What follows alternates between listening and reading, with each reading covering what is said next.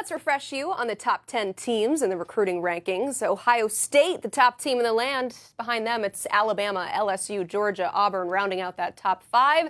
Then you've got the Red Hot Vols, Aggies, Irish, Canes, and Ducks, all as top 10 teams. For this next segment, we're going to welcome in our friend Bud Elliott of the Cover 3 podcast. We're playing a little game of panic or patience. So we're going to look at some teams that are maybe underperforming, and you're going to tell us if we should panic or maybe pump the brakes a little bit. It is August, after all. We have some time until signing day. So let's go ahead and start with Notre Dame. They're a team we talked a lot about of coming out of spring, right? They were the #1 team in the nation for many, many months. Now they've dropped down to number 8. So what do you make of Notre Dame? Panic or patience? Emily, it's a great question. I'm going to go with cautious panic, but a little more patience, I guess, if I have to. I personally expect them to lose Deuce Knight to Auburn maybe by the end of the month. That's just what my Auburn people think will happen. And yet, if it was almost any other program in the country, I think that would be a full-on panic situation because Deuce Knight truly is a special upside talent. But yet, Notre Dame has recruited so well at the quarterback position that I do not think a full-on panic is justified. In fact, I think C.J. Carr is very likely to be the starter for the Irish next year. They've done a really good job at this position. Marcus Freeman is a good recruiter. I love both coordinators they have. Now, if you're a Notre Dame fan, you're like, man, are we going to make the jump and get to that national title level? Then I get it. But this is a program on quite stable footing. And I think a lot of that is because they recruit offensive line quite well and they recruit quarterback extremely well, even with the potential loss of Deuce Knight. They have a very deep quarterback room and also have had a lot of success in the portal. So that makes sense. A little bit of patience, but there's some panic there as well. Let's go to North Carolina. They're ranked 50th in the country right now, which was a bit of a surprise to me. Usually see them kind of in the top half of the rankings, maybe top 30, top 25 team. But especially looking at last year's class, they had 33 commitments, only 14 in this year's class. So what do you say, panic or patience? Look, if North Carolina's administration is going to be this patient with Mack Brown, I think the fans have to adopt the patient approach as well, right? Mack Brown spoke at ACC Media Day, how all these other coaches say that he's going to retire in order to negatively recruit the Tar Heels. And, if I'm negatively recruiting Tar Heels, I'm probably saying well, they kind of wasted Drake May and they kind of wasted, Sam Howell. But look, Mack Brown's still a good recruiter.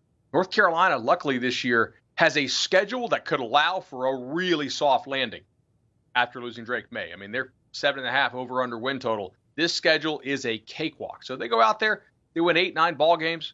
Mack Brown's able to say, hey, it wasn't all just Drake May. We're a good football team. I think they'll get some more commits in the boat. So if they're going to be patient with Mack, I'm going patience. All right, elsewhere in the Carolinas, I want to highlight South Carolina. They're at number 31 right now, which is honestly where they've been landing under Shane Beamer. But if you dig into this class, though, I don't know if he's a victim of his own success, Bud, but you land a 5-star in each of the last 2 classes. So maybe that's the expectation. But what do we say here, panic or patience with South Carolina? I'm going to go with patience here as well, Emily. This is really kind of a proof of concept year for Shane Beamer. It's an all-important year. This team is now basically fully his. It's all guys that he recruited. I do think South Carolina has a couple things going for them. They're very close to making a bowl if you look at the preseason odds. They're going to be playing multiple true freshmen in the lineup, and their quarterback, Lenora Sellers, is a guy who Beamer recruited. So if the guys he recruited are actually good, he's going to get to say, hey, look, if you come here and you're good, I'm going to play you early, and we're going to win. And if they don't, then guess what? Shane Beamer's going to be probably number 1 or number 2 on the 2025 hot seat list. So let's use some patience. Let's see how the season plays out. If the season's crappy, then, the recruiting class probably will be too. All right, speaking of hot seat, none hotter than that of Billy Napier. So let's go to Florida. They're 1 class above South Carolina right now, coming in at number 30, which I know is a bit of a jump scare to Gators fans out there. They're used to those top 10 classes. They had a top 15 class the last 2 cycles, so panic or patience with Florida? It's a little bit of panic because the only guys jumping in the boat right now for UF seem to be Gator legacies, right? Vernell Brown, Ben Hanks. Those are guys who I think would have gone to Florida at any point in the last 40 years because of the strong family connections that they have to the school. But ultimately, with Florida's season win total in Vegas being 4.5, that's a little bit concerning because I'm not really sure what else they can do to build momentum for the season, with the exception of win ball games.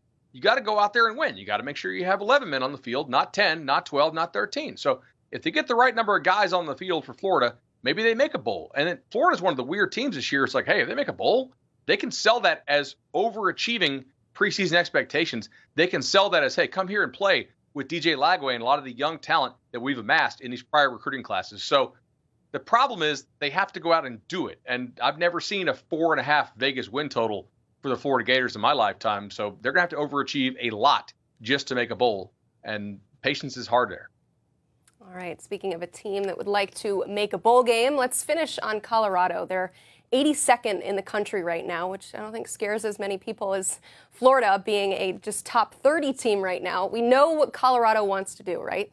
Deion Sanders wants to recruit in the portal. So it's easy to say, we don't really care all that much about what they're doing on the recruiting trail. But even in past cycles, Bud, they've landed that gem, right? That Jordan Seaton from last year. So what do we say with Colorado? Panic or patience?